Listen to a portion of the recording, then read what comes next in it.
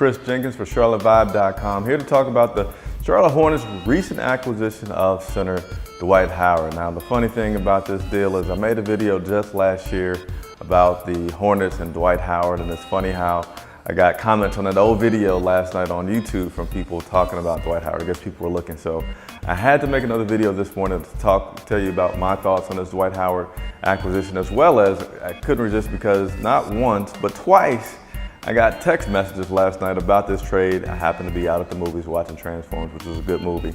So here is your video. So my initial thoughts about this Dwight Howard acquisition was like, why? You know, I don't like it. And I think personally, I didn't like it so much because of the fact that as a player, I haven't been too much of a fan of Dwight Howard. Not really liking how he fouls people sometimes a little bit, you know, across the line, in my opinion, and his behavior. And then if you just look at it from the outside looking in, okay, how should I get excited about a guy who's gone from Orlando to Los Angeles to Houston to Atlanta and now to Charlotte, right?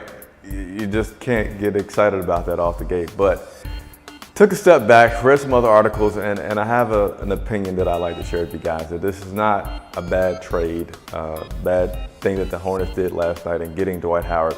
If you look at it from how this team is ran and from the financial standpoint, it's really, it's like a fair deal. It's like, okay, I'm gonna take a risk with Marco Bellinelli and Mike Plumlee, or would I swap those two guys out? And if it's about an equal swap and get Dwight Howard, you know, that's worth considering if you look at it from that standpoint about what you have and what you could get. They essentially did a lateral move.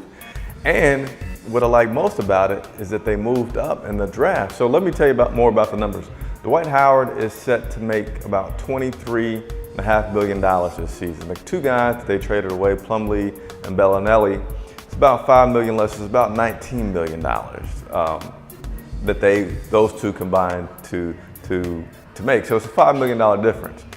Now you take that $5 million difference and you look at the draft selection. So the Hornets went from what I believe was let me look at my notes here. Hornets were a 41st pick in the second round. With this trade, they move up to the 31st. So they moved up 10 spots and they still maintain their first round draft pick.